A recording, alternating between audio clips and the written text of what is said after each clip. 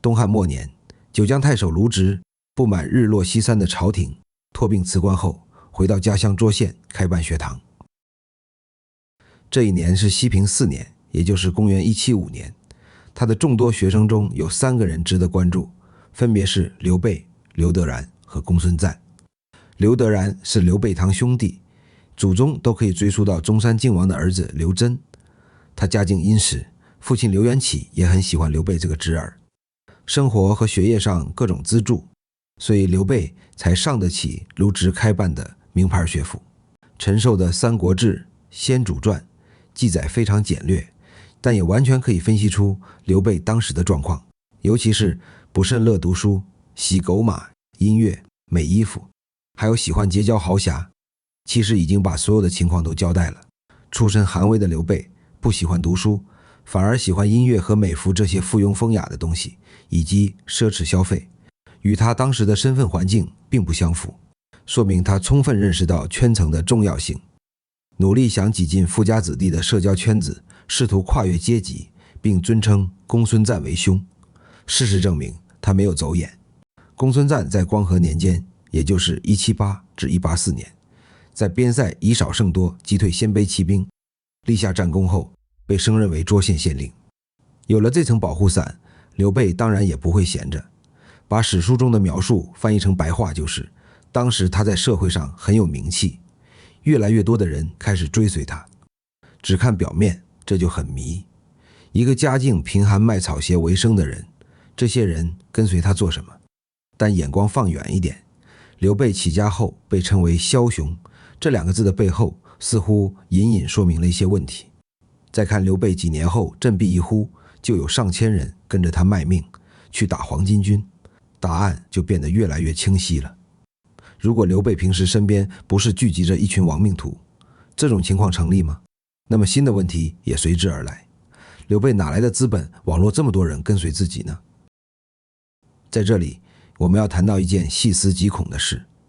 中山的2位大商人張世平和蘇雙帶着幾百匹馬和千金路過涿郡，覺得劉備不凡，將馬匹和錢財全部贈予。《三國志》和《三國演義》中都描述了這一场景，可以認定確有此事，只是時間地點不同。《三國志》中這事兒發生在劉備認識關張2人之前，《三國演義》則是3人桃園結義之後。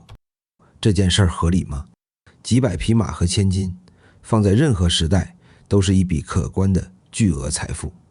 20出頭的劉備究竟有什麼樣的魅力，才能讓2位久歷江湖的商人一見面就把全部身家贈送給他？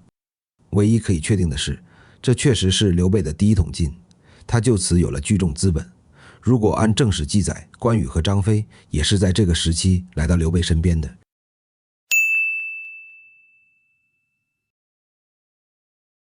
如果說劉備的少年經歷還能拼出一個輪廓，關羽的早年史書就只有關羽字雲長，本字長生，河東解人也，亡命奔涿郡，短短不到20個字，尤其是亡命奔涿郡這5個字，為後世的文學創作留下了巨大的想象空間。所謂手刃惡霸或連殺數十強盜，不一定是史實。可以確定的是，關羽以逃犯的身份來到涿郡，確實是一次改變他命運的遷徙。關羽老家位於河東郡的解縣，明朝時期這一片地區改稱郓城縣，地理位置上位於黃河南北流向段的東側，因此在漢朝時期，這裡廣義上稱為河東地區，也叫河東郡。從這裡出發，想到達遠在冀州的涿縣，在當時只有2條道路，一是從解縣向東，經過安邑，轉北過聞喜縣，從王屋山和中條山之間穿過，過機關進入河內郡，向華北平原一路北上，抵達涿縣。二是從解縣向北，經郓城盆地和臨汾盆地、太原盆地、宜州盆地，抵達衡山腳下，沿衡山往東進入來源盆地，繼續向東出吳阮關，抵達蓟縣。關羽最終落腳涿縣，大致有2個原因：一是大隱隱於市原則，古時的涿郡還不像今天被首都北京邊緣化，而是當時的物資集散地和貿易樞紐。宋太祖趙匡胤和宋太宗趙光義的老家正在這裡。二是這裡四通八達，距邊界也算不遠，方便身份暴露後繼續逃亡。至於張飛，史料比關羽還少，正史只明確記載，張飛字翼德，涿郡人，年輕時和關羽一起侍奉劉備。關羽大了幾歲，張飛以兄視之。首先，張飛的翼德不是影視和文學作品中的翼德，其次就是關羽和張飛先認識，之後一起加入了劉備的隊伍，還有就是二人一起當劉備的隨從，而非演義中所述的桃園結義兄弟。公元184年，朝廷重新任命盧植為北中郎將，抵抗黃巾起義。我們這是一個系列視頻，關於黃巾起義的過程和路線已經畫好，我會在以後的視頻詳述。在這裡只需要知道，當時黃巾軍首領張角駐軍在冀州的廣宗城，盧植連破黃巾軍，包圍廣宗城。這時朝廷卻派來一個叫左峰的宦官前來見軍，軍情緊急，加上盧植為人耿直，沒有好好款待賄賂，左峰回到朝廷就告了他的黑狀，說他養寇自重。結果就是皇帝發怒，盧植被裝進囚車押到洛陽。劉備這邊也組織人馬參加了討伐黃巾，結果卻大不相同。歸其原因還是公孫瓒幫了大忙。公孫瓒在當涿郡縣令前曾任遼東国長史，頂頭上司是破虜校尉邹靖。所謂破虜校尉，就是專門对付少數民族的官職。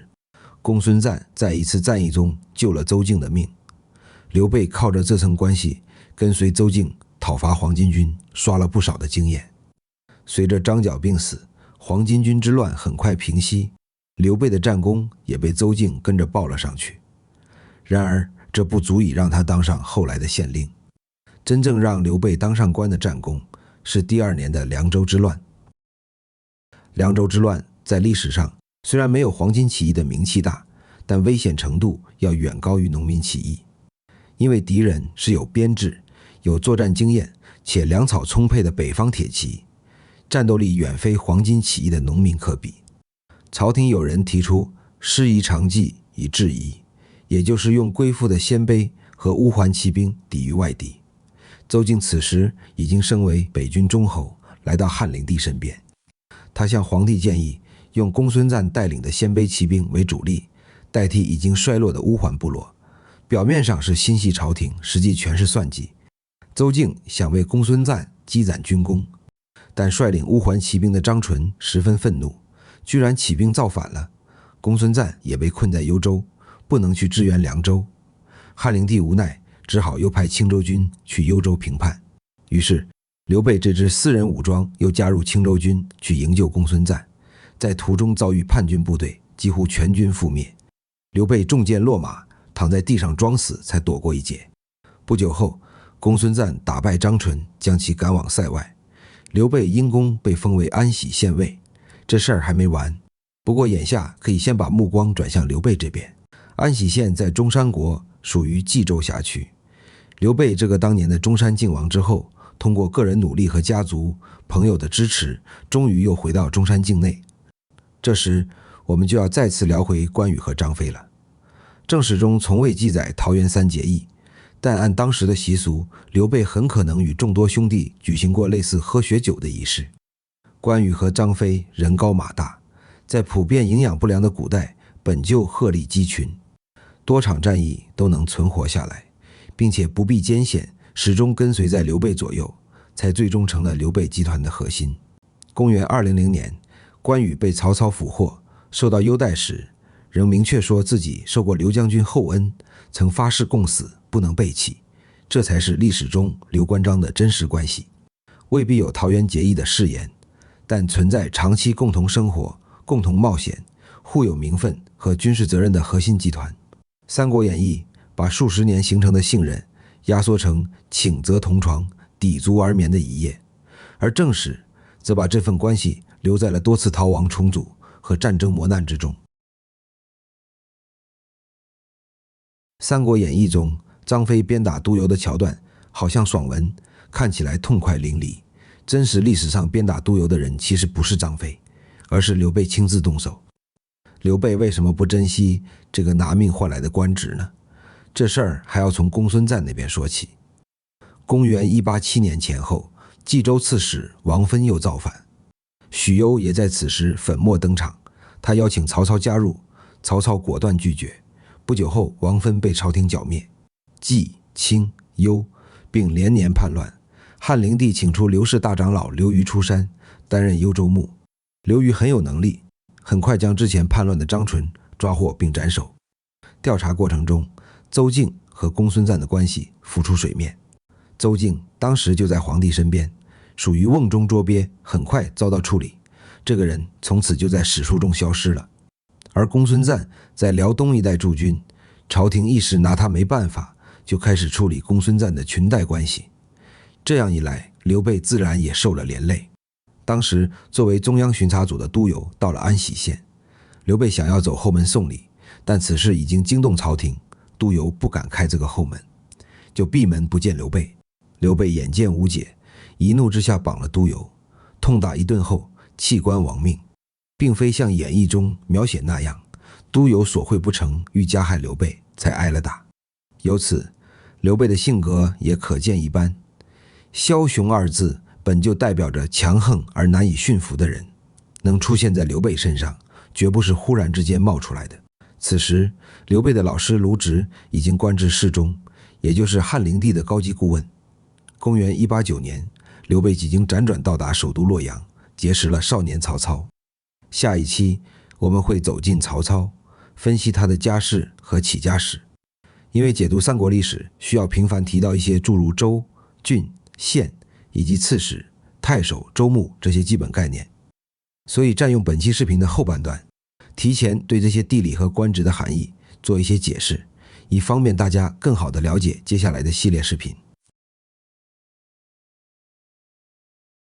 說起州、郡、縣的概念，最早源自周天子時期的分封制，也就是把全天下的領土分給諸侯王，以建立一個個的諸侯國。這些分封的國王幾乎擁有完整的自主權，周天子只要接受納貢就可以了。好處就是周天子省事兒，壞處也顯而易見，發展成了春秋戰國時期。諸侯互相打架，周天子是誰？不認識。秦始皇統一後所幹的事，就是消滅這些分封國，權力收回中央。這樣一來，分封制廢除，郡縣制就出現了。簡單來說，郡就相當於今天的市級行政單位，縣就是下一級的縣或者區。皇帝只要掌握這些郡縣負責人的任命權，就可以牢牢把皇權控制在手中。郡縣制其實非常先進，直到今天，中國也仍然在延續使用這套管理邏輯。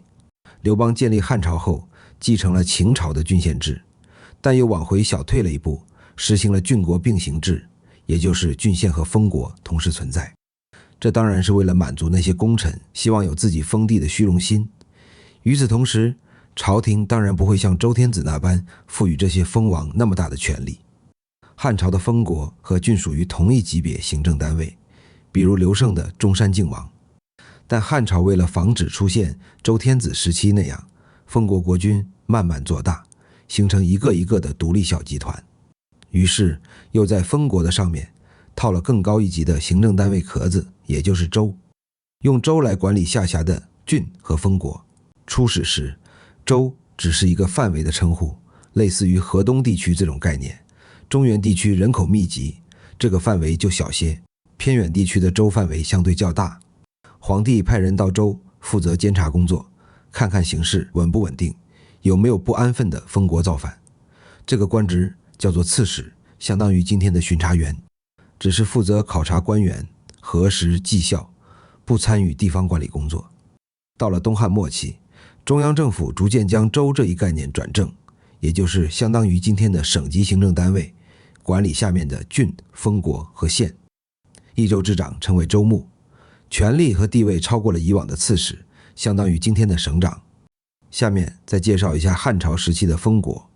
前面說了，漢朝並沒給這些封國留下巨大的權力操作空間，國王只是與郡同級的虛銜，沒有實際權力，只是享受待遇。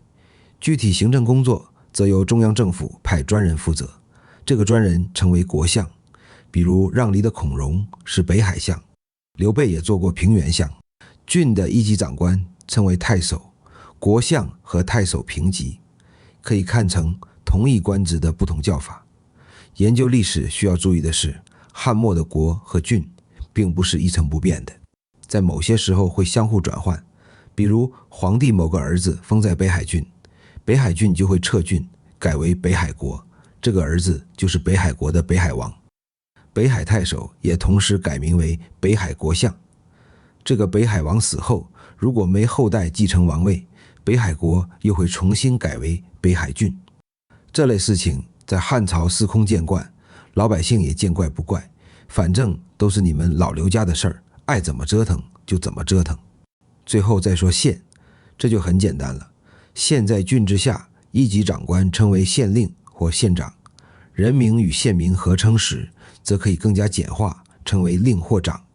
如平原縣令劉備也可以稱呼為平原令劉備，頓丘令曹操還有居巢長周瑜。縣下面還有鄉里、亭以及地方自治制度。不過這套制度不在中央政府郡縣制範圍內，將來我們講到具體人物時順便提一下就可以，在此不用赘述。有了這些概念的鋪墊，後面的故事也就好理解了。今天開始為大家帶來的是一個全新的三國系列節目。以往說三國通常是以某場戰役的形式展開，而這個系列故事是通過地理知識直觀地把當時的形勢和人物故事展現出來，從正史的角度深度挖掘一個全面而系統的三國故事。本期就到這裡，咱們下期再見。